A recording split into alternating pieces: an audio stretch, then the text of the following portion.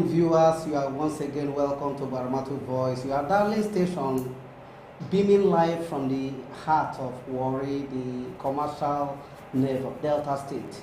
And Warri, again, as you know, is one of the key cities when it comes to Niger Delta region. Like Baramatu Voice has succeeded in earning that repute as the best media organization in the region. And not just being the best, Baramatu Voice arguably is the most authoritative information source when it pertains to Niger Delta. It has become the information gateway through which positive reports and developments about the region could be,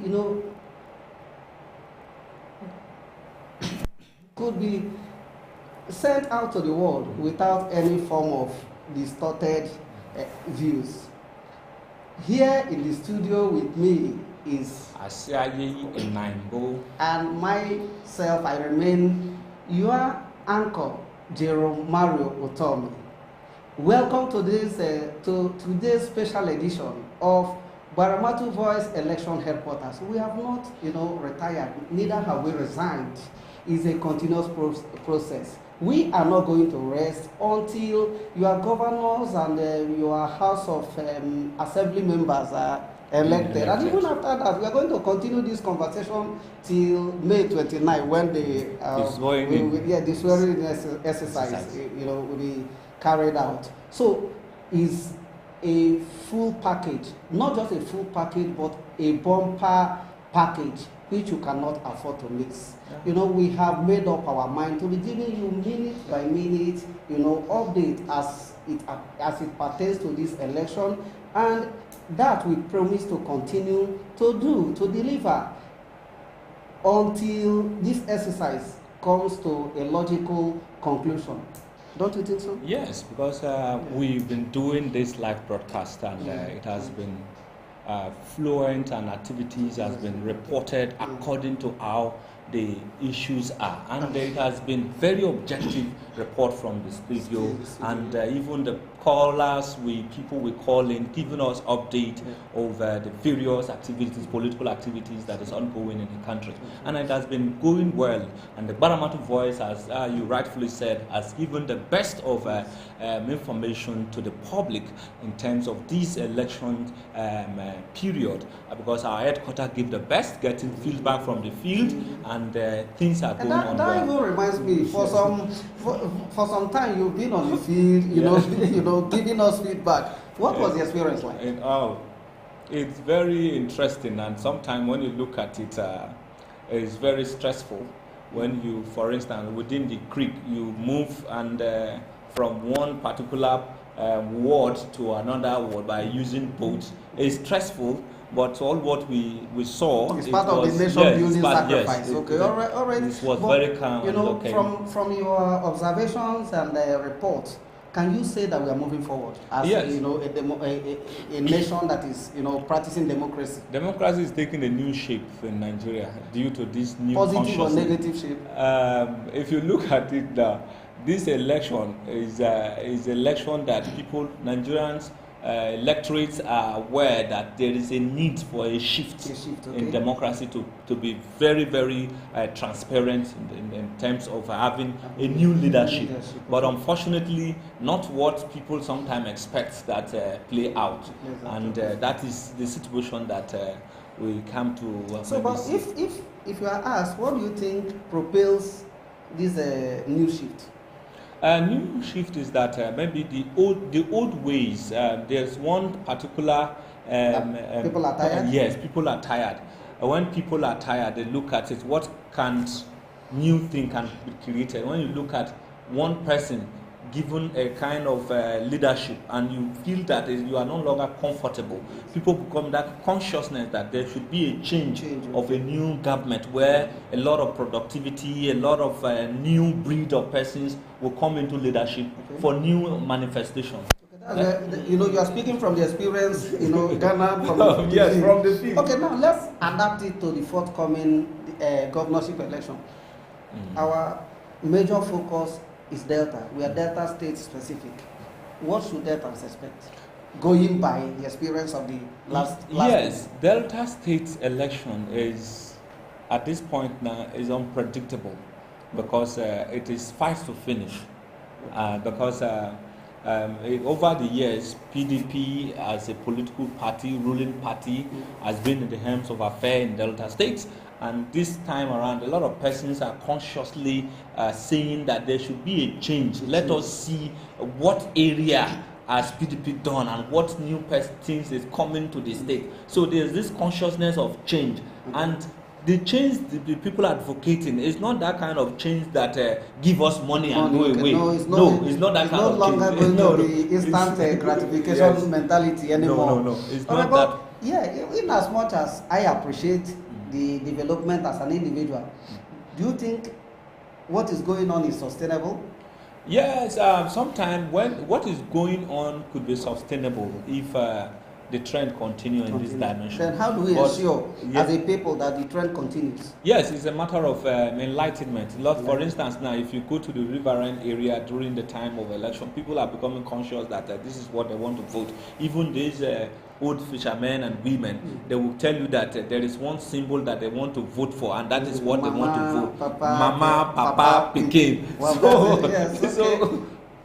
It's a new trend that is coming. But this awareness, unlike before, that if you go, this is what they will give you what they want, and people are.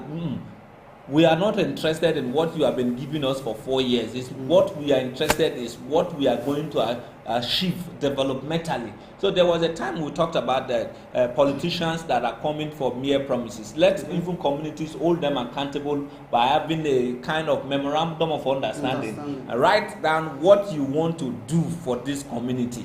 Not the money that during election you give to us, that for a period of 4 years now is what you give to us, that as money.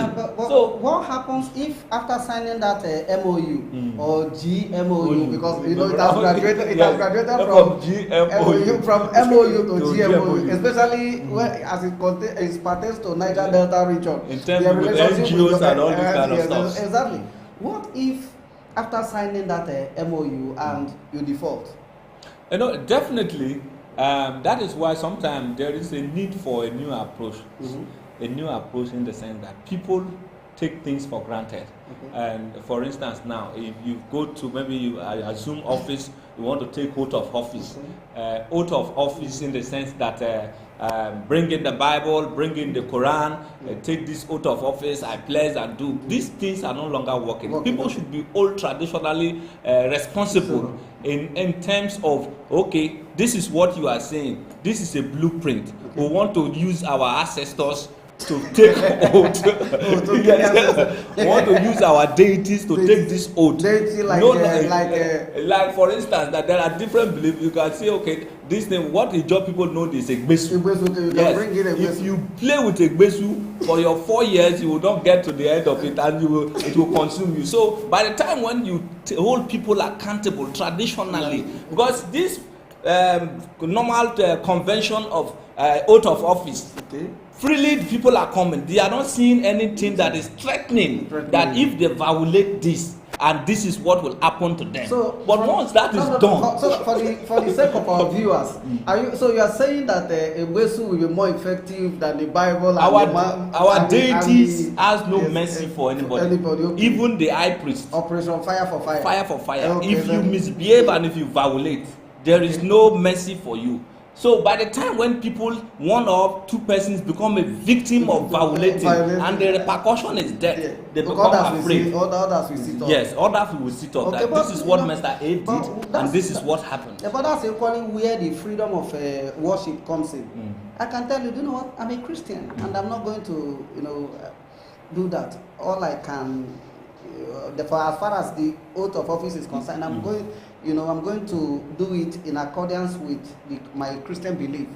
For instance, now in Nigeria, it is not just about Christian and Muslims. We have the African traditional religion system. That is a belief among the people. And those persons, everybody is running to where it is have a little effect. Like Many people have trivialized. Some persons are not even Christians, but because of oath taking is just free. I am a Christian. I don't want to have, and because they knew that if they violate any of the deities in regard to oath taking, the repercussion would be too grievous for them. So they will now run to where they will say 70 times 70 mercy. So this time around, if you are a victim of this, because go to the communities. When you go to communities, that is when you become aware that these electoral promises, they are not coming to pass. It is only few persons that are conscious that yes, I hold my people accountable in leadership.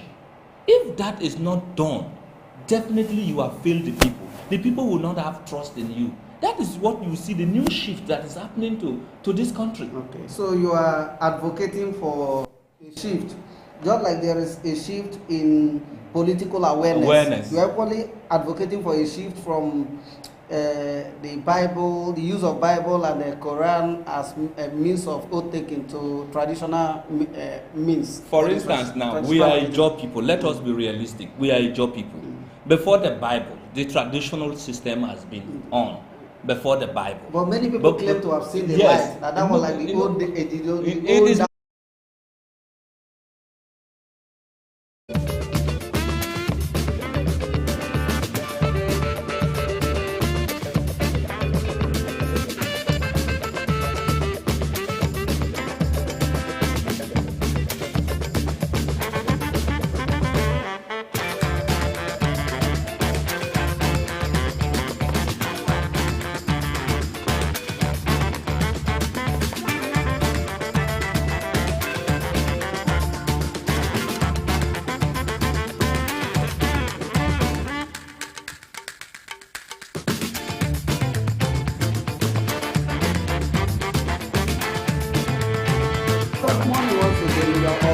back to the program. The program, as we are all aware, is Baramatu Voice Election Headquarters.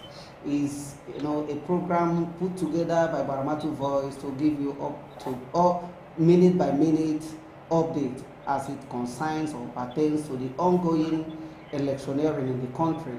We have completed our presidential and national assembly election, and right before us, just few days. How many days? Just 5 days to go. Okay, yeah, we about have 5 days to go. The all-important, election, which is the governorship and the state House of Assembly. There is need for us to enlighten the people, because at times people focus on the president, forgetting that the governor and the state House of Assembly members as important as the president and the senators and House of Reps. So we are focusing more on the governors between now and Thursday. And right here we between have now and Saturday, which is on the 11th. Thursday. As for this program, okay, you understand, we know why, so that we don't make provision for people to come here and campaign going by the Electoral Act. You understand? So that's just we have to say it so that they can understand. We have, as we speak, 16 contenders for the governorship position of Delta State. In fact, they are racing towards Osadebe House to take over from Senator Dr. Ifeanyi Okowa of the People's Democratic Party. We have provided this platform to speak, establish that contact with each and every one of them, so that you have the opportunity of knowing their plan, or what they have for you, in order to make informed decision on whom to vote with. Joining us today on this program is one of our very own. He's well-read, quietly influential, and self-contained. He's no other than a very progressive activist, Sonny Ofeyi. Yeah, Sonny is a candidate of the Young Progressive Party, vying to become the governor of Delta State. To succeed Governor Ifeanyi Okowa. And at this particular point in time, will be... No, just before we dabble into the questions, Sonny, going by the information at the public domain, was born on the 1st of February 1972 That translates to 50. It's about 51 years. Yes, okay. Maybe that informed the choice of his YPP. Yes, you understand what? Because young, it's actually going by Party. Nigerian definition of youthfulness is, quite youthful, and I think that would be a very good, outcome for Deltans because he is mobile. Yeah. And the viability is there, going by his age. Nigerian youth have been advocating for young governors, okay. Not the old trend anymore. Okay, and this person, with his age bracket, 51 years, and vying for the position of governorship, like you said earlier on, is a true departure. If elected, it will be a total departure from the old order. Yes. Yeah. Also, information available shows that he was born in Lagos into the family of Chief Bernard and Teresa Ofehe. And they hails from where? Isoko. He hails from Isoko North. Yes, he attended, and particularly Iyede. Iyede community. Yes. That has to do with Delta South Senatorial District. Exactly. The Isoko speaking nation. Of course, very well. And what if he wins? Because you know why I'm bringing up this question. And Isoko man just won the senatorial slot. That would be that would be plus 2. We shall come back to that when we finally hook up with him. Yeah, he attended Ugele Primary School in Ugele local government, where he graduated in 1983 and proceeded to Unity Secondary School, Abaro, and where he completed the program in 1988.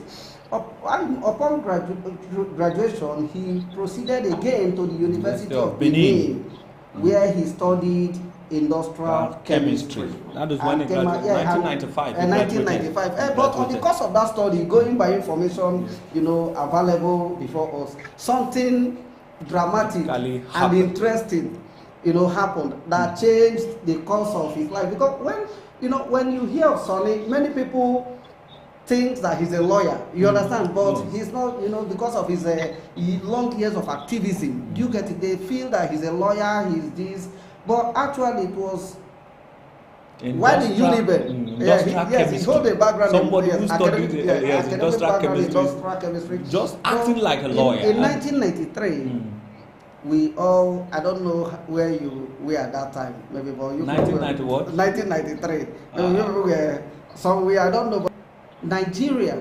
conducted the freest and fairest election, and Ibrahim Babangida annulled, the then maximum leader, annulled that election for yet to be identified reason.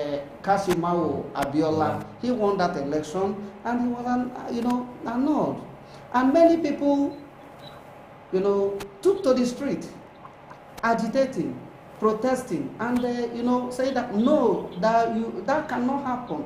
And luckily, unfortunately, Sonny was one of them. I know Sonny was a very active exactly. Student. Activism and from during there, his university days. Yes, if you go through his profile, you will discover that from there he has not stopped. He has not even gone on sabbatical, or not to talk on short break. When you have a dream for a good governance, you keep moving until you get to that particular point. Okay. You wish that that is what is happening. He continued till during Abacha's junta, and something happened. Yeah, the heat became so much to the extent that he has to look for the nearest exit door out of the country. He traveled to Netherlands, where the possibility of finding a political asylum, where he escaped to a very safe place, so that all the tensions and every other thing will be a thing of the past. But fortunately, that is where he have more consciousness in activism to advocate for the Niger Delta people, particularly Delta State. One thing is equally sure. He's a lover of education. Yes, he's a lover of education in the sense that while in Netherlands, he enrolled for a degree program in law. You understand? So that's equally a sign that he is a lover of education. And something happened during that period when he enrolled for law and so many other things. He wanted to contest for the governorship again. No, he continued with the program. At some point, he has to suspend the program, yes, come back to contest. That was in 2019. 2019. Yes, so, yes. Yeah, he joined, yes, he joined the APC. Yes, to APC went the way of APC. And, so now it is a new trend. Let's go. Exactly. And, so I think he should be joining us for at now, this particular time to and let's see, hear him speak and his blueprint for Deltans, if elected, come this.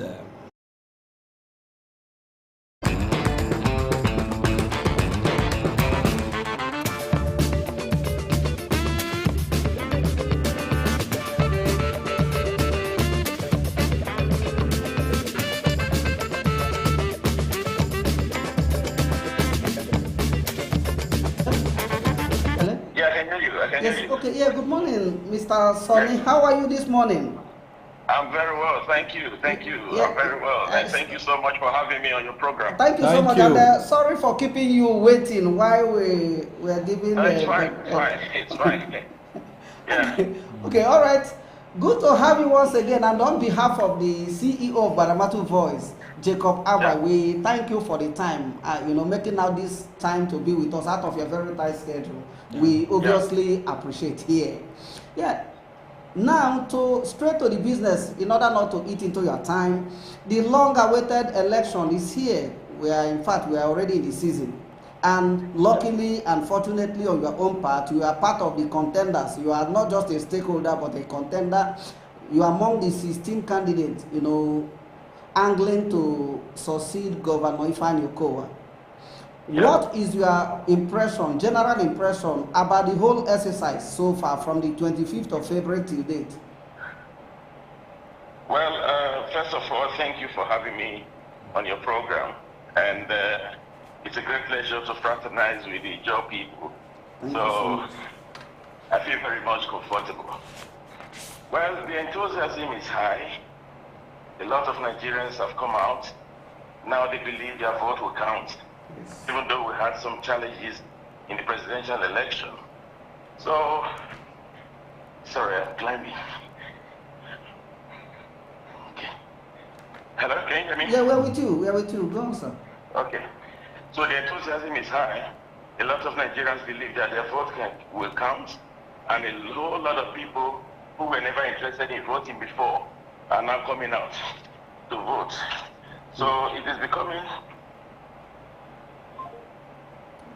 Okay, we lost that call, but we are going to call back. So that was the voice of Sonny, the governorship candidate of the Young Progressive Party.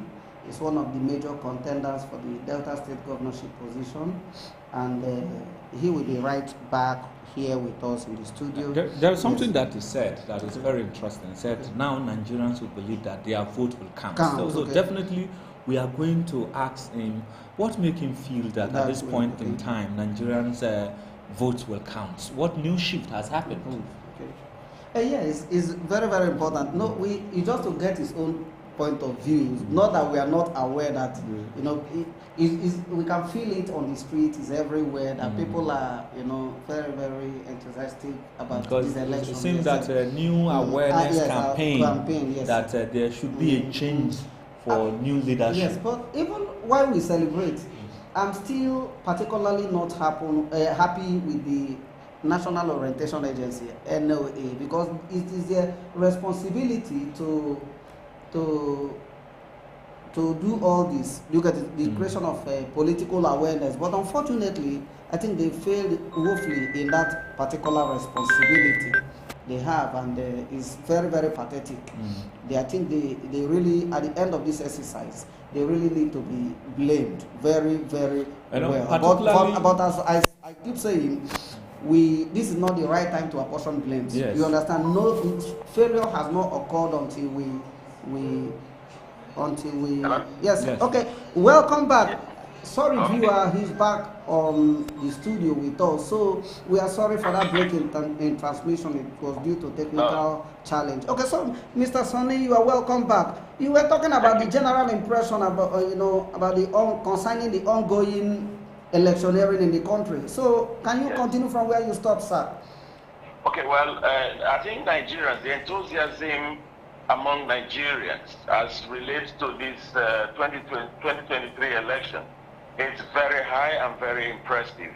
And because this is the first time I've actually seen much more international media even interested in the Nigerian politics. You know, the obedient wave has brought a new dimension to the democratic process.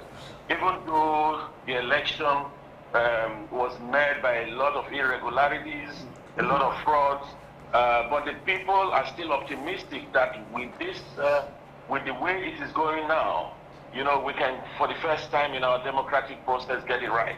Okay. People who were not prepared to, who thought they could never win elections, have been declared winners, and those who possibly were thinking over time that it was their birthright and they can just throw to victory, we're shocked on the ballot, even with the irregularities that we faced. And I think that the governorship election is going to come with a lot of shock for a lot of people. And for the first time, even established political parties, under these big political parties that have disregarded the electorate over time, are now practically going on the street begging the people for votes. You know, so it is something that we need to celebrate, and I can't wait for Saturday to come. You know, as you already introduced me, I am a candidate for the Young Progressive Party. You know, I'm the governorship candidate, and we've been doing a lot of grassroots mobilization and sensitization. We've been selling our manifesto to the people, and we've been connecting with those who the established political class do not even see as important for them to visit. So it's going well, I must say. All right, okay, thank you so much, sir, for this clarification. Well, then we move forward. You participated with this question sounds trivial, but I think is important for the sake of our TV viewers. You participated in the 2019 general elections. Yeah. Now, when you juxtapose that experience with what is currently going on now, what do you have to say, and what do you think set the stage for that change, if any? Well, I have to say this from a personal perspective. In 2019, I was the All Progressive Congress governorship aspirant, you know, and something unfortunate happened. 2 days to when I was to pick up my nomination and expression of interest form in Abuja, I was called upon by our state party chairman, who told me that I shouldn't waste my money to pick up the form because the so-called hierarchical or the hierarchy system of the party have decided to pick a candidate. And that was Chief Grace Ogboru as their governorship, as the governorship candidate. And that it was going to be difficult to, you know, for there to be any primary contest that will dethrone that position. Okay. So I was forced in quotes, to step down. Yes, and step down. I went to court, I tried to seek judicial review on it. I felt it was a fundamental breach. It was a breach of my fundamental rights, you know, so, but then at the end of the day, it was too close to the process, so I couldn't do anything legally. So, but in the process, I stepped down for the candidate, and I went into the process to work for the party. While working for the party, I took time to really investigate what was going on in our political process. And at the end, history, you know how it all ended. Ogboru lost, the incumbent governor won, and he's completing his second term now. But on my way back to Europe, you know, I started evaluating all of the processes. I discovered that there is still hope for our democracy. There is still hope amongst our people, because in the course of doing that, I found so many good young people who were interested in good leadership. But the problem we had at that level was that there was no proper leadership that has the interests of the ordinary people at heart. So it was just about going around the campaign, sharing money, not talking about issues, not talking about manifestos, you know, so this was the thing that a whole lot of people were used to. So when it came to 2023, I decided two things. At first I said, Hello, sir. For us to make this exercise rewarding, so that we don't omit very important points, will it be wrong to say that that informed or explains your departure from APC. The experience of 2019 informed your resignation of the resignation of your membership of APC. Yes. Okay. Yes, that informed my decision. All right, thank you so much. Because I found that it was not a platform that was ready to entertain an issue-based campaigning, and that was not what I was standing for. So this was why I decided to come under the Young Progressive Party. I knew the odds. I knew the challenges that I was going to face. I knew that people were going to tell me that we're not properly established. I knew people were going to tell me that we didn't have the structure. People were going to tell me that we didn't have the financial muscle to be able to stake our gubernatorial candidacy. But then I defy all of those odds because I believe that Deltans are intellectually sound-minded people. If you give them the true purpose for your candidacy, and you are able to identify the problems and offer solutions and be credible, and they can look into your eyes and know if you're saying the truth. And this is what connected a lot of people to the Obey movement. And this is what is connecting a lot of people to my own movement here in Delta State. Okay, sir. Thank you. Thank you very much for that explanation. Sir, there is something that I want to ask as the new shift that occurred. Are the youth buying into your campaign? Yes, of course. I mean, my campaign is resonating very well with the youth, with the young people. A few days ago, I was at the Delta State University in Africa. You know, I told them my manifesto plans for them as far as students in this state is concerned. And they easily related with it because it was easy to identify their problems, and it was easy for them to fit their problem into the solution that I am bringing in. And then also, when I talk about issues, I don't just mention them. I try to put across also where I have been able to get the solution to those issues are. And those things are visible and verifiable. So trust is what is lacking in our democracy. Trust is what is lacking in the relationship between the voter and the person they are voting for. That trust is what I am bringing to the table. Wow. Okay. There is something that I want to clarify because you also talked about this the obedient ways has brought in a new dimension. And that new dimension is now having a kind of issues where maybe the current, because of the recent election, that 25th election, governors and other people have started begging people in order to key into their ideas. For instance, the youth that you went to meet, are they not also, can they lure them through begging into doing their bids? Well, I see that. I see that happening. But what I tell my people is that you cannot shy away from taking what they're giving to you. Because in the first place, it is our commonwealth that they have stolen. So they're bringing it back. But the thing is that when you step into the ballot room, it is your conscience and your thumbprints. Yes. So I tell them, and I even tell them, you don't have to, I'm not forcing you to vote for me. What I am offering you is my track record over time on the basis of my activities. It is my youthfulness. It is my ability to present myself as the most knowledgeable, most exposed candidate, the candidate with the tenacity, with the doggedness to be able to take what Delta State still has remaining, what we still have that has not been taken away completely from us, and go out there and use it to get what we need. And they are connecting very fast with it. And my strategy is also not to, in as much as I try to balance the elite class in terms of consultation, I am also connecting it with the roots. I want to identify with the people. Even before I entered this race for the governorship election, I've always had passion for the people in the Riverine area. Most people think I'm from the Jaw Axis. I started visiting the Greeks since 2004. I was the first Nigerian to bring Americans and the Europeans to the then movement for the emancipation of the Niger Delta camp. In southern Niger, we were in Bilabiri, we were in Ezetu, you know, in the camp, in the then camp of the now, you know, Boilov.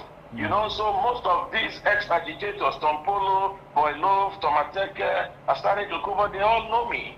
You know, they all know me from the activities that I've been carrying out over the years.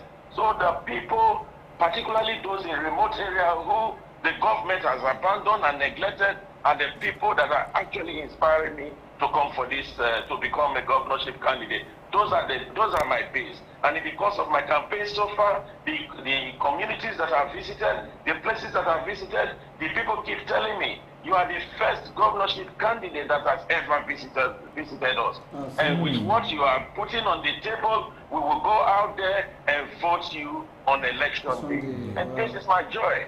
This is my take-home. This is what democracy is supposed to be about. Not sending people with money, you know, to go and pay people. And I've told Deltas, anyone you see vote for YPP, it is not a vote that we bought because we don't even have the money to buy a vote. It is a vote that is coming from people who genuinely believe that I have the capacity to become their servant leader. And I carry what other candidates on that list do not carry. And those are the people that are coming to vote for me. And with time approaching the election, that base is continually expanding and reaching that goal that we have set for ourselves. Okay, all right, thank you so much. Very interesting. Then, but before we go into your programs, your manifestos and their programs, let's just in a simple language, could you please kindly, evaluate the performance of the incumbent governor in the person of Senator Dr. Ifeanyi Okowa? It is an abysmal failure. Wow. When you juxtapose the resources that this state has and the revenue that has accrued to the state and the development we see and the infrastructure that we no longer have. You know, I tell people that if Delta State was to be run as a business, it would have been bankrupt by now. But just because people live in it, that is why we are still in existence. You know, you cannot run a state by just depending on your federal allocation allowance that is coming from Abuja and your mysterious internally generated revenue. You cannot run a state that do not have a functioning middle class. You cannot run a state that is not attracting foreign direct investment. You cannot run a state that has not added at least one company to the little companies that are still existing. You cannot have a state that is so blessed as Delta, you know, that is so blessed as Delta, with all the abundant natural resources, human capital development. Look at the state. We have the highest number of tertiary institutions in this country, which therefore means that we have intellectually sound young people who go to school, they graduate, and they come back to their parents who have worked so hard, borrowed so much to take them through school, only for them to be unemployed. You cannot have a state that has 165 square kilometers of coastline that we are not utilizing at all. In the night when you go to sleep, the Chinese are coming illegally to fish on our international water. You cannot have a state that has marine potential, and none of us are taking advantage of this. You cannot have a state that has made Nigeria the 8th largest OPEC producing, exporting country, and today Delta is reputing itself to be the largest producer of crude oil. Just 3 weeks ago, the multinational oil companies made a whopping $260 billion from sales of crude oil globally. And Shell, that has huge presence in our country, in our state, made $38 billion. A record $38 billion in their 101-year-old history. And yet my state did not make a penny out of that. I live in Rotterdam. Rotterdam does not produce crude oil, but they have the highest concentration of tank farms in the world. All Nigerian produce on a daily basis are exported out of the country, even when they don't have buyers for it. And most of those crude oil come to Rotterdam. We pay demurrage, we pay royalties. We can transform Delta State to become the largest, to have the largest concentration of tank farms in the whole of sub-Saharan Africa. I tell people, with the potential that we have what it takes to become the 7th largest economy in sub-Saharan Africa. We can be the California of this sub-Saharan region of the continent. So when you look at the state, look at the roads between Asaba and Warri, you know, successive governments have come and gone. And look at the state of the road. Look at the Asaba textile mill, for instance. I've promised the Asaba people, if you make me your governor, in my first 1 year, we will revamp the Asaba textile mill.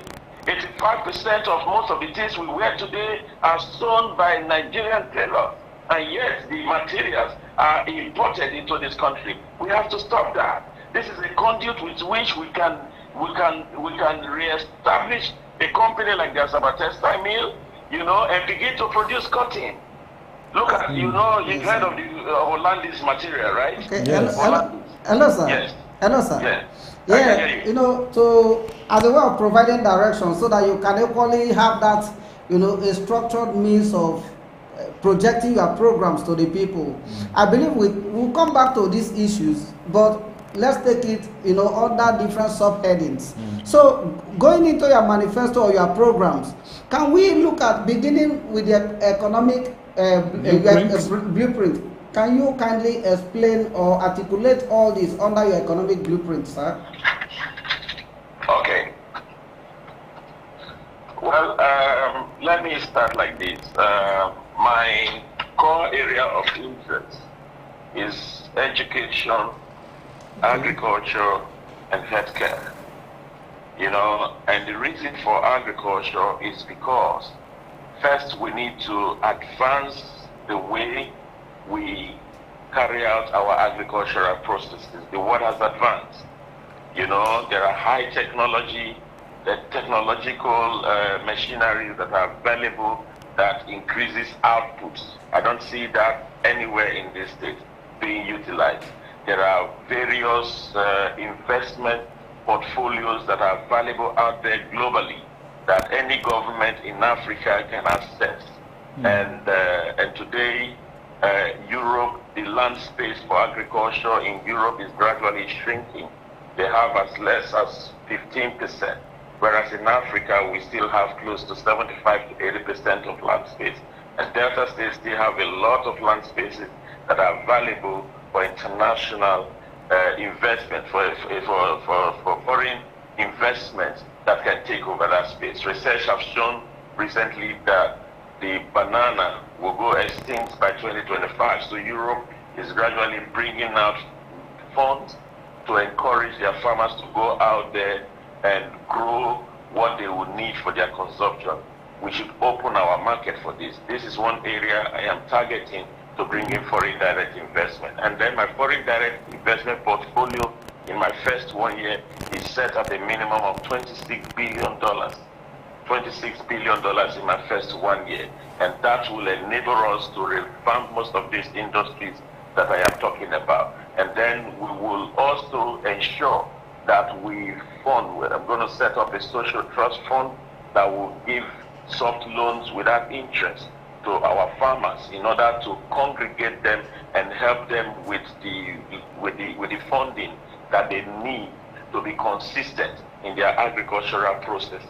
That is on the one side. And then when you talk about when you are able to tackle agriculture, then you are able to deal with your primary healthcare challenges, because when you grow enough food, you will have nutritional food, you will have food being, you have people accessing food, so people will live to some extent healthy. And then when they live healthy, the basic lack of vitamins that leads to many of these primary healthcare issues can also be avoided. And then in the healthcare sector, what I want to do is to invest usually in the healthcare. We're not going to build more hospitals, we're not going to build more maternities, because we have enough that can take care of our citizens. Even though you build more, people may not have the money to be able to access them. So what do you do then? What we want to do is to ensure that we invest massively in the already existing ones, to make sure that we bring them up to date with equipment, and we train the staff and encourage the staff and put in incentives so that even some of our doctors and nurses and healthcare workers who try to avoid going to certain remote areas because they're not encouraged can then begin to move to those areas. And with that, we can now give access to our citizens access access to quality and affordable healthcare. In my policy plan, I intend to give, after revamping all of these healthcare facilities, I intend to give pregnant women access to free medical healthcare services, including medicines. And children born before the age of 5 will have direct access to hospital for free and direct access to medicines for free. And then we will do a peer review process where we will encourage, we will look into the incentives, the salary structure of our healthcare workers. We will encourage them, we will ensure that we connect them with international civil society organizations under the Sustainable Development Goal project so that they can be further trained to be able to meet up with the 21st century available means of dispensing healthcare services. And then we look into education. Most of our students are having to struggle because the tuition fees have been raised astronomically because they don't have any other alternative way with which they can generate internal revenue. So I want to, as in my first 100 days in office, I want to set up a team of experts who will review this process for us and see how we can manage tuition fee in a way that parents can be able to afford it and send their kids. Okay, sir. I need to make this conversation very rewarding. I need to come in at this point, sir.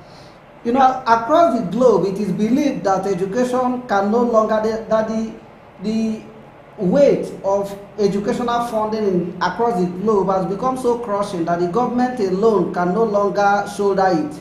Is that assertion correct?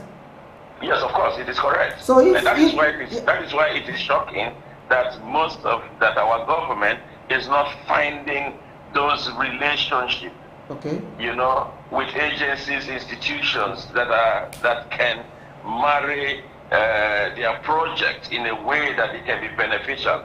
I just mentioned the Sustainable Development Goal project. Exactly. You know, so those are avenues that you can actually, you know, get into when they say education for all by a certain period of time. Okay. You can go in there, do your blueprint, be transparent in your investment, come up with counterpart funding. There are international agencies that will support you, you know, but then you have to show credibility, you have to show reliability, you have to show transparency for them to be able to join you. And this is what I am bringing to the table. I've spent more than 30 years in civil society space.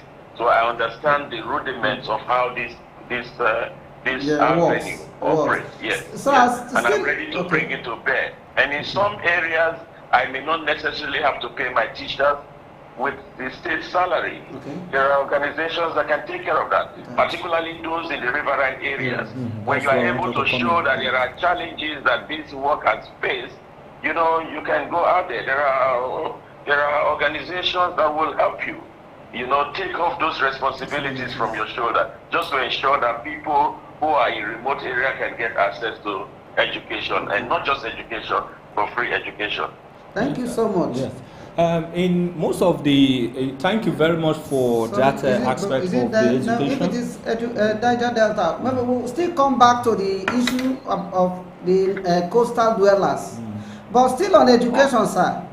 Hello, sir. Yeah. Okay. The UNICEF is campaigning that for any nation or state or even society that wants to develop or to be on a fast track of development should budget its annual 26% of its annual budget. Should allocate 26% of its annual budget to education. But even as we speak, no state in Nigeria, not to talk of the country as a whole, has been able to implement this. If elected, will you be the first person to do that? Yes, I will. The 26% of the state budget? Yes, I will. I am a proponent of that idea. I strongly believe in it, and I will comply with everyone in that condition. Yes, I will. Sir, but there is this belief also, particularly among the incumbent public office holders in the country, that if they should do that, other sectors will suffer. Is that argument, accurate? No, the argument is not accurate, because other sectors will have to rely on the educational sector. Yes, every sector in any governance, is under the umbrella of education. Because while you are spending in education, you are also increasing your revenue base in the country. While you are spending in education, you are dealing with some of the healthcare challenges, because people can now learn how to live, people can now learn what to do, people can now learn what to avoid. You are dealing with some aspect of your healthcare policy. While in education, you are also dealing with the agricultural sector. While in education, so education is paramount. It is linked to all of the other sector. It just takes you to be able to outline, bring out a robust spending pattern for your education budget. In that way, you will be able to capture all other sectors, take all other sectors along without them feeling left out. Okay, Yeah. so, okay. Thank you very much for that very light explanation in terms of education. Education is beyond renovating schools in the uplands, and in most you also travel around the Niger Delta creeks, and the most challenging issue in the riverine areas, in the coastal area, is that schools without teachers, schools without facilities has been a major challenge. And you have also traveled around to most of all these riverine areas, maybe the rural areas, and see some of all this. How do you intend to address this challenge the people are facing? Because in most government promises, I will take care of education, and at the end, few schools in the uplands being renovated and abandoning the coastal areas, particularly in Delta State, has been a major challenge. How do you intend to address these challenges? Just like you said, I have visited a lot of riverine communities. I've visited a lot of communities, that are deprived of the basic needs, such as this education that you were talking about. So I have the practical knowledge of the problems and the challenges. Like I said, the first thing I will do is to set up a team that will review the state of our education within those hotlands. They will analyze it and give me their recommendation, because what I want to do is to ensure that every dilapidated, every schools that is almost non-existent because of no government intervention, we will bring them back to running state. And I mentioned earlier that in this sector, I want to key it in with the Sustainable Development Goal. I'm not going to do that alone, so I am going to work with civil society organizations at the state level, at the national level, and at the international level. So with that, we will be able to come up with a robust plan on how we can revamp the education system, particularly in those areas. And I'm going to spread it beyond those areas, because if you look at also primaries and secondary schools today, particularly the public ones owned by government, most governments have taken their responsibility away and they've given it to the churches. It's not a bad idea, but I think that government owe it to the people to provide them the basic education that they need. So most of our secondary schools needs funding for infrastructure. I've visited some schools in the course of my campaign, and they are all in sorry state. So they need investment. So these are the areas we need to make those schools comfortable and conducive for learning. And then when we do that, we can then encourage our sons and daughters to go back to private school so that they can enjoy the essence of private school. And then we can then, bring back our teachers, to be happy doing the profession that they so much love. The enthusiasm among teachers in this state, it's completely dead. I've had teachers complain to me that their salary is no longer consistent. Today, if you are earning, if you used to 70,000 naira, for instance, maybe next month they'll pay you 63,000. The other month they'll pay you 59,000. Nobody's explaining to them why they are cutting their salary. So this is fraudulent, coming from a government and some of their pensions and their savings have been depleted. So those who are working now are not even sure of those who will work after them to pay them their pension. So these are the critical areas that I will be looking at as a government to ensure that we not only take care of our pensioners, but we also take care of those who are working now. And with that, we can be able to bring back our education system to the level it was before I left this country in 1995. Wow. That will be interesting, very, very, and we pray to see it. Then the next question is going to be, double fold. Education and the Niger Delta as in the coastal region development. Currently, the state has 4 state universities, but most of the commentators believe that they are all 4 glorified secondary schools. So how do you, intend to upgrade these state universities to an enviable position? And how do you also intend to bring a holistic and sustainable development of the coastal areas of the state, sir? Well, like I said, I'm going to set up a team. Okay, all right, okay. That will critically look into our education sector and recommend to my government the best approach that we need to follow. The thing is, it is not as if these plans are not there. It is that the plans have not had the political support, and the economic support. We've never had a government who is genuinely keen on wanting to find a sustainable solution to the problems that we face in the education sector. As somebody who passed through the public school, I understand the significance of public school. So I will do everything in my administration to work with the relevant team, the relevant authorities, the relevant institution to ensure that we bring back our education to the position where it will become a pride for everyone to behold. And now, about the transformation of the riverine area, this is where my passion lies. For instance, my campaign took me to Baramatu Kingdom, and I understand that the deputy governor of this state is from Okerenkoko. And then one of the first thing the people from that area were asking me, should they vote for me and I become the governor, is that they don't have clean water to drink. It is sad. An oil-producing community.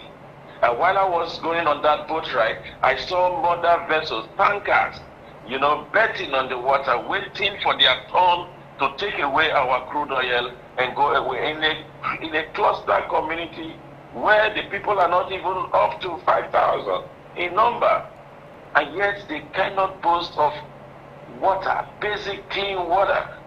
And then I have also the reason why I went to Southern Ijaw in Bayelsa State in 2009 during the Med Camp was to ask the people, what has happened? Why have you taken arms against the state, against the oil company? To show the world their own perspective. And then in 2015, I was also in those areas. Let me tell you something.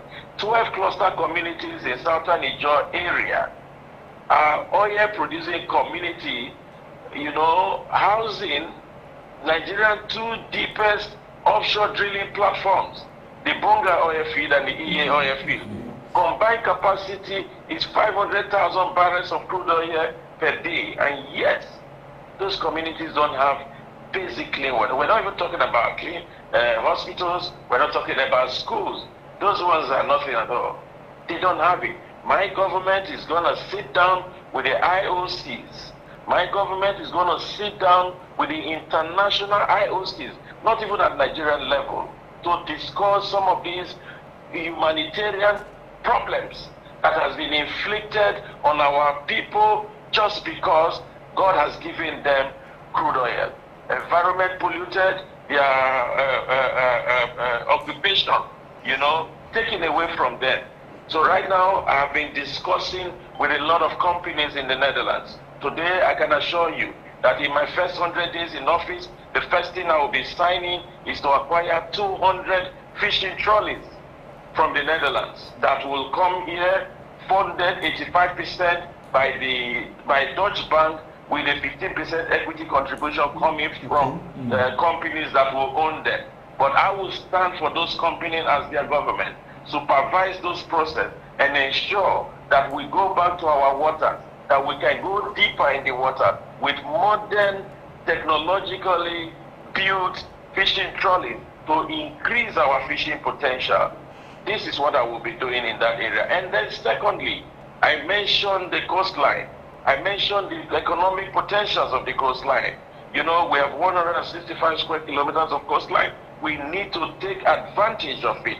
We need to begin to create some kind of tourism possibilities. Our people are not violent. You know, if you give them what they want, if you engage them in a sustainable manner, they will be open their arms and welcome people to come in. There are a lot of places there that can generate revenue for not just the local government council, but also the state government. We should look at the River Ethiopia, for instance. It's African deepest inland waterway. We're not taking advantage of that potential that lies in those areas. So my approach in terms of business model is to ensure that those who are into marine activities will be given the opportunities to get, you know, state-of-the-art equipment that they can lease to those companies who are still working in our areas. So these are some of the many things that we will do to boost the economic base in that area, because the first thing is when those my investments come in, we should be able to look for possibilities to bring in income taxes and corporate taxes. Thank you so much, sir. It's been a wonderful, you know, conversation. But we are going to move on because we are really enjoying this you know, insight and explanations. It's very interesting, and I can assure you that our followers are equally following. Yeah. Now, but from your explanation so far, it appears your government is going to be constructed around the United Nations 2030 Sustainable Agenda. Is that assertion wrong? Yeah, of course, we have to key in. The COP27 Sharm el-Sheikh has given us a window of opportunity. For the first time, the Western countries have decided that they are going to bring in money, they're going to bring in funds for third world countries to be able to measure with the Western countries on dealing with the issues of climate change. My government should be open for that. My government should be ready to tap into that. Okay, thank you, sir. But like, let's be, you know, specific this time around. Talking about investing in this on these coastal areas and the coastal water, are you mindful of the onshore-offshore dichotomy that exists in the country? Yes, I am. You are aware? Okay, so you know where your limit is going to be and where you are not going to. Of course. And where your limit where your limit will be is where you are focusing this you are going to cite all these investments. Yes. Okay, that's fine. Then we come back to governance, sir. There is this belief in some quarters that leadership recruitment in Nigeria is a very poor, you know, exercise. Is that right? Yes, that's correct. How do we correct that abnormality? Now, the thing is, I've seen, like you, let me use your word now, I've seen a lot of abnormalities in the relationship between workers and companies who employ the workers. But I strongly believe that, you know, as a people, we need to start looking into how we can improve the welfare of those working class population. You know, what I see among working class population is that they lack enthusiasm, they lack that spirit to be able to get involved to deliver, you know, what they are supposed to do. Now, we have to review some of our labor laws, you know, but that will be very complex and complicated. But where I want to start will be my civil servants. Okay. You know, the civil service, we will review them. Even when we stick to a minimum wage payment, you know, once we are able to boost our economy in a way that the revenue that we generate will be able to run our budget and leave us with surplus. You know, most of this surplus will be diverted into dealing with the basic needs of our people, either by providing opportunities for them to be able to access those things that they never would have accessed in the past, that they've never enjoyed before. For instance, it is my goal that, you know, all my civil service, after we've been able to boost the economy and build the middle class, my civil servants should be people who can proudly be able to afford a new car and afford a home through a structural process. You know, we're looking at, like, well, in my policy plan, I want to de-urbanize the urban cities, like Warri, Asaba, and Ughelli. They are too congested. Most people are in Warri today, they have no business being there. You know, so you need to start creating satellite towns. And in the 21st century, there are technology that are available to even set up prefab homes. You know, some years ago, I think the government of Uduaga hired some Dutch company to come and build prefab homes in Agbo, but the contract never saw the light of the day. I met with this company. They are willing to come back. They can finish a home in 6 months.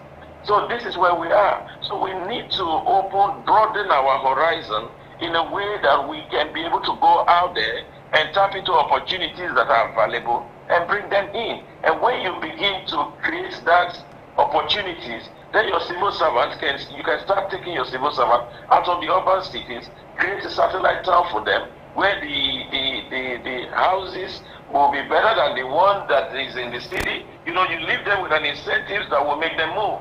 And so when you gradually push them, then you spread the economic base of you spread the economic base and the economic activities, you know, of your state. You know, and then you give opportunities for spending. You know, when you allow spending in your state, it boosts your economy. So this is where we are. This is what we should do, and this is what I will be looking at. And then job opportunities, and then it can then create competition, you know, with the private sectors. And then we can start to discuss on ways to improve the welfare of the people, and possibly on way to even employ them in the first place. Okay. Wow. You know, thank you very much for that very expansive explanation in regard to when coming into office. And there is something that we would like to, you know, as a activist, you've spoken eloquently on the subject areas when being elected, what you are expected to do. And in summary, if you are elected, what should Deltans really expect from you? Because you have spoken extensively on some of those areas that you intend to address when coming, if you're elected. Okay, let me just bullet some points. First and foremost, my foreign direct investments will be $26 billion in my first 1 year. Okay. I will be the first government in this country to pay social benefits to underprivileged Deltans. Wow. Therefore, in my tenure, I will raise 1 million people who will earn a minimum of 10,000 naira monthly, you know, as social benefits. I live in a system that has taught me the process, that has taught me that it can work. I enjoyed social benefit in the Netherlands for a period of 3 to 5 years, and I know the advantage that it had on me. I want to ensure that we can provide the poor amongst us at least food. And in my government, in my first 100 days, I'm going to scrap all levies and taxes on keke riders, on our market women and our young people who have decided not to do crime and are now, you know, being extorted in the name of internally generating revenue. I'm going to allow the autonomy of the local government I'm going to give room for that autonomy. You know, for them, every money that is accruing to local government, I will make sure that we don't stop them in Abuja. It will go directly to them. And once they have this money, we will have no point asking the local government to go and extort people on the street in all our LGs. That is what I'm going to do. I'm going to review the tuition fees of our tertiary institutions and even our primary and post-primary institutions, and see if it is commensurate with the standard, and the income that the parents they have, So I'm not going to promise a free, tuition-free education, but I'm going to see that we peg the amount in a way that every parent can be able to afford it. Wow. Like I said before, I'm going to give access to pregnant women to have free healthcare services from conception till birth, and when the child is born to 5 years, the child is going to have access to free healthcare services and free medicines. As a government, I'm going to ensure that we bring back most of our moribund companies. I've told them in Agbaroto, I will bring back Superbrew. I've told them in Asaba here, I'll bring back Asaba Textile Bean. I've told them that there is need for us in Alaja. I promised them that as their next governor, I will ensure that the 13 years of darkness that they've had will be the end of that. In Agbaroto, for 8 years, they've never had electricity. And in some communities, I've told them that I will restore back their clinics and their maternities. I will ensure that as the government, as the governor of the people will feel the impact positively. And for the first time, they will be able to enjoy the dividend of democracy. And in the marine sector, I have an opportunity that is begging to be utilized. And that is the opportunity that is bringing in the first 200 fishing trolleys that I just talked about now. So therefore, all of these are possible. I have grown in a society for the last 27 years that has taught me that for as long as you can think it, you can make it work. And the joy is that in Delta State, look at the two of you talking to me right now. You've displayed intellectually sound knowledge of your environment. Thank you, I need people like you to work with me, yes. Thank you, and it is people like you that have given me hope. People like you can work with me, and bring FUPRI just made me a fellow at their Sustainable Development Center. I have met wonderful professors in this state. Together, we can take Delta States to that position where it really deserves. All you've been lacking is the right leadership, an understanding person who can take who can take all the problems that we have and use it to negotiate on the international platform. You can never rule out the international community in any economic and social involvement. It is intertwined. And most of the leaders you have been electing before now do not have any clue on how to tie and marry these opportunities together. Look at the civil society organization, for instance. I'm going to ensure that civil society organization become the fourth arm of government in this state. Because without civil society, you will never be able to understand how your policies are working with the ordinary people on the ground. You will never be able to know which area you need to improve upon. Therefore, I'll be setting up a trust fund, that will ensure that reputable civil society organizations in this state are given functional assistance in the form of payment for their offices and payment for their staff. In this way, we can also generate jobs and also generate income at the end of the day. And then by relationship with the media will be top. I will ensure that I meet with all of these organizations once in a month to review all of the policies. In the area of security, I want to bring in state-of-the-art equipment. In the 21st century, in the 21st century, you cannot afford to have kidnappings taking place in your state, where the same people use a mobile device to call, and ransoms are delivered to them in cash. Where we are today in terms of technology, they've just given you 24 hours to pick them up in real time. All of these are the stuff that I'm going to bring in to this state. And at the end of the day, we also have to look at how we can build our middle class, restore confidence. I've gone through some communities where they have had protracted ethnic fights, killing themselves, and government is not saying anything. Look at the crisis in Alaja and Ogbejo, for instance. All that is needed for that problem to end is constructive leadership. bringing both parties together, ensuring that you let them know that the state is above all of the interest that they have. If you put fundings, if you bring fundings into those communities and carefully employ most of those young men, I don't think they will be fighting anymore. And then I will conclude with this. We cannot be the largest producer of crude oil in this country. We cannot be the state with the highest gas reserve in this country. And then we have multinational oil companies who have systematically and finally shifted their corporate headquarters out of this place. All they do now is their vessels now bet in the water, and their workers are flown with helicopters from Lagos to Escravos and Focados. When they are done in the night, they move back to Lagos. They don't contribute anything to our economy and our GDP. I want to sit down with the IOCs. I want to make them understand that we have the oil. There is need for them to show concern and bring back their corporate headquarters. And whatever may have been the reason for them to leave, we will work as a government to ensure that we gradually bring them back to our state. We need those corporate taxes. We need those income taxes, you know, to come back to our state. We need to start to look at the social problems that we face and our road construction.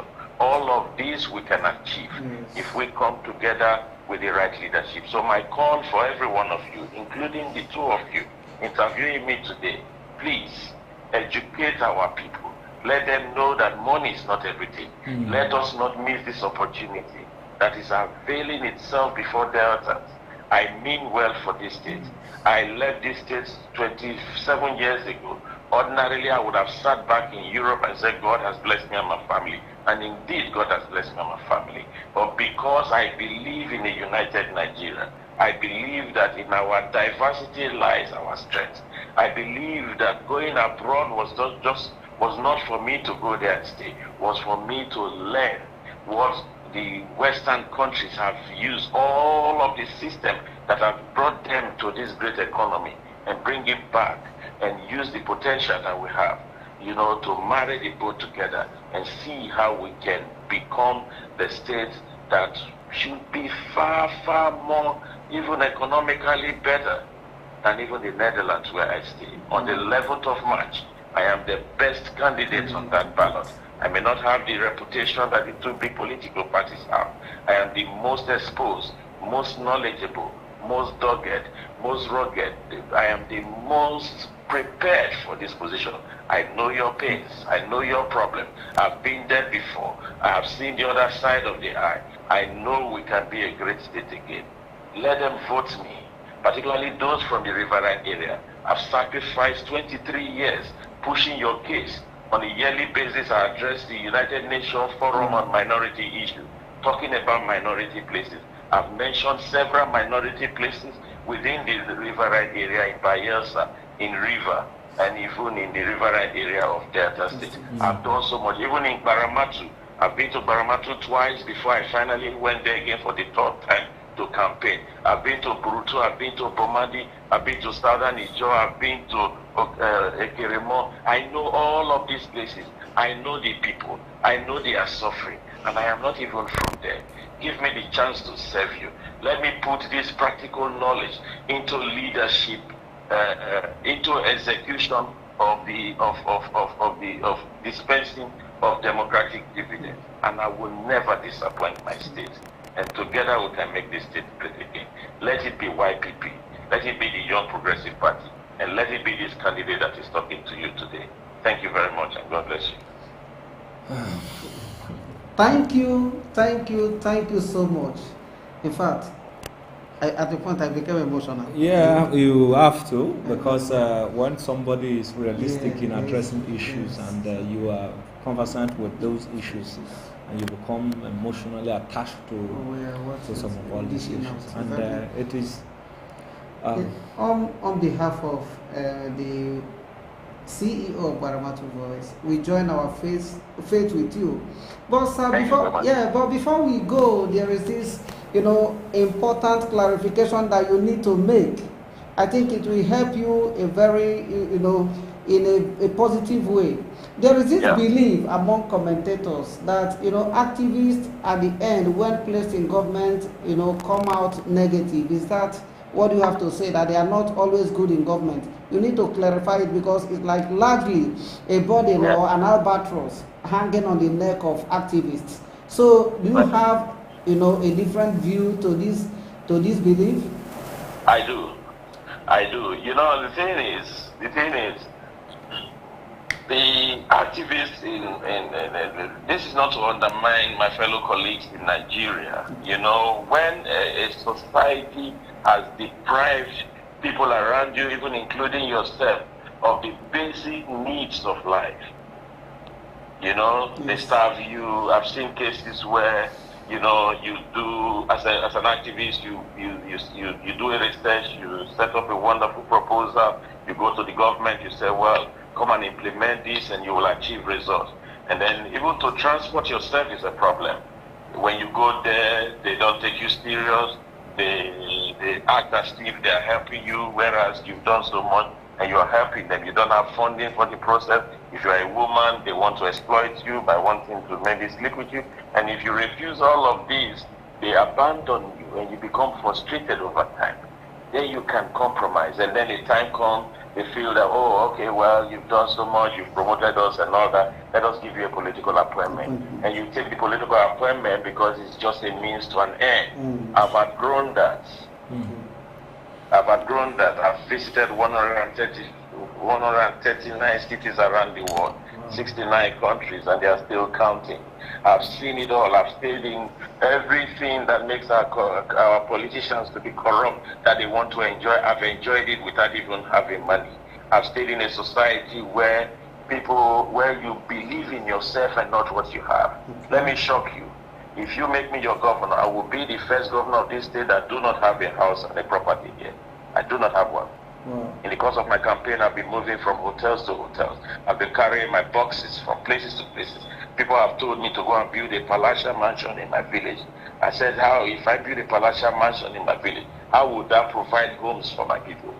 People that I want to serve. I've told them that if it means delivering Delta State means that I have to stay under a plantation tree, I'm ready to do that. That is not what makes me a man. It is not the mansion that I have. It is not the heavy vehicles that I have. What I have is what money cannot buy. And this is what I'm bringing to the table. It is not easy to be in the position that I have today. My ears have been full. I've lost some friends who feel that I'm crazy, who feel that I'm doing a macabre dance, because they believe that I can never be able to match APC and PDP because I don't have the money. But I tell them, it is not about the money. Look at the competition that we have. I am competing against PDP. The candidate of the PDP is the current Speaker of the State House of Assembly. All his convoy security are paid for by our Commonwealth. You know, and then I'm contesting against the one from the APC, who is the Deputy Senate President. All his convoy security and all his, and they are even giving allowances, you know, even when they go to campaign. I don't enjoy that privilege. I know how much my logistics is costing me. I know how much this country has never invested anything on me. I am not here because I want to make money for myself. I'm not here because I want to exploit the system to make myself. I am here because I believe that I have what money cannot buy. I have some knowledge. I have some added advantage that I can bring to the polity of this state. And that is why I want to serve them. And that is why I carefully always refer to myself as a servant leader. Because I feel that I have gone out and I've gotten the exposure. And I think that what I have learned, my people are in desperate need of it. That is why I can't wait for Saturday to come, so that they will go out there and vote their own. And then let us start. Even my action will start as governors elect. All my activities will start rolling itself out, and the world will begin to know this is our great state. I will not compromise. Thank you so much. Thank you. But, thank you. Just the final question. There is something that I want to contribute to what he has said so far. You know, in Delta State, there is one very major challenge, which is godfatherism.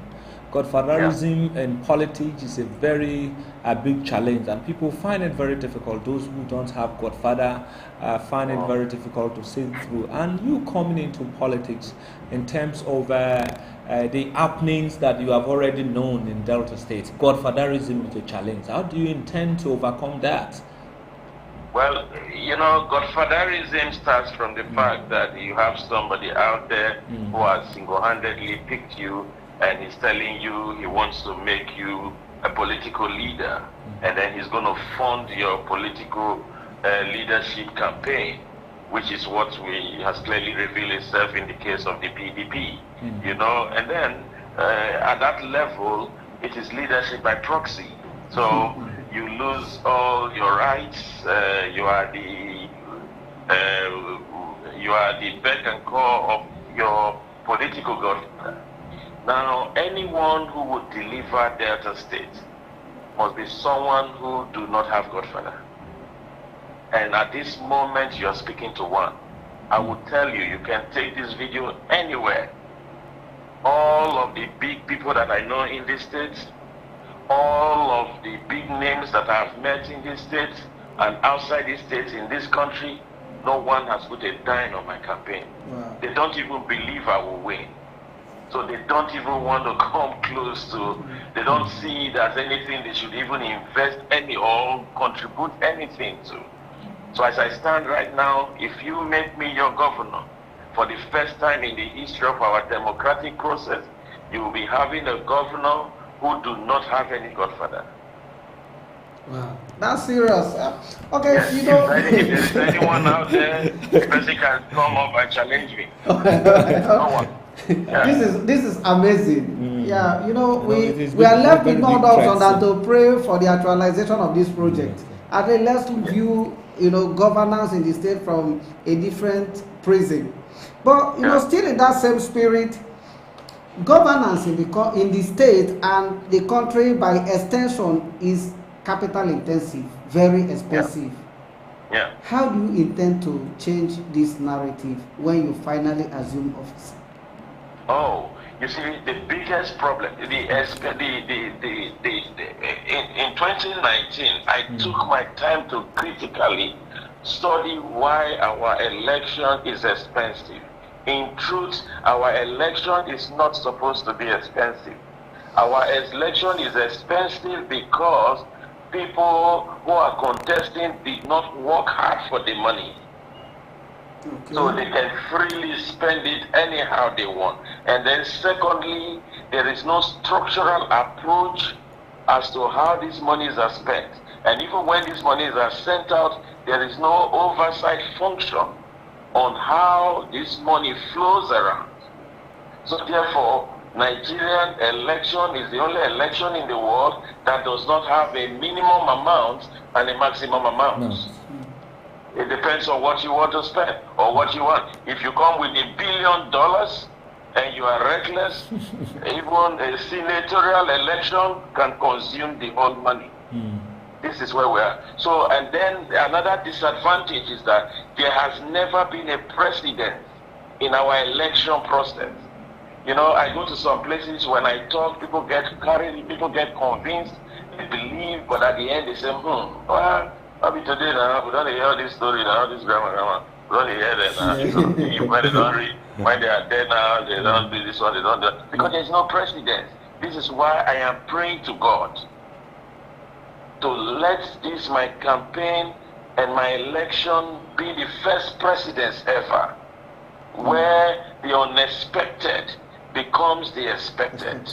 So where there are many sons out there, in other states, in other constituencies, who have much more than what I have to give good leadership, but they cannot have that doggedness to be able to cope with all the negativities that finds itself. So what we celebrate today is I have to be a former this who they assume have looted that treasury.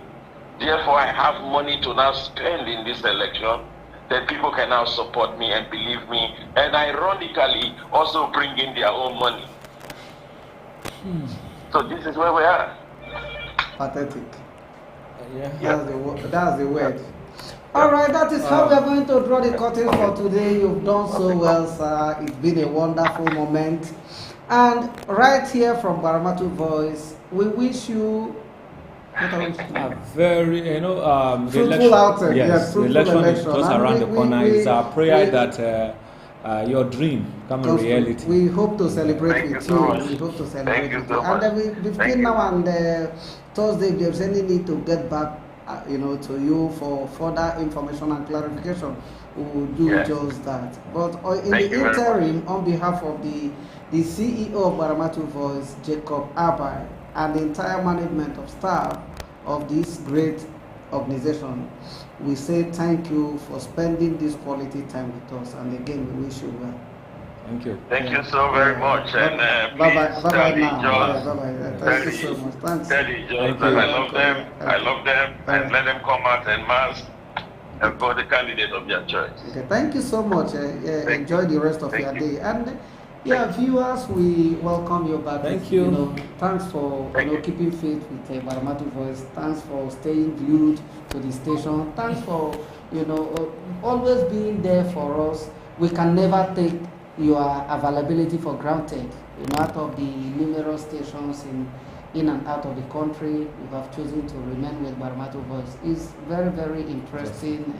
We appreciate, and we promise at the same time that we are not going to in any way disappoint you. We will continue to dish out undiluted information about Niger Delta region. We are the most authoritative information source when you are in need of Niger Delta related news. Trust us, hold our words. We will never dilute it nor disappoint you.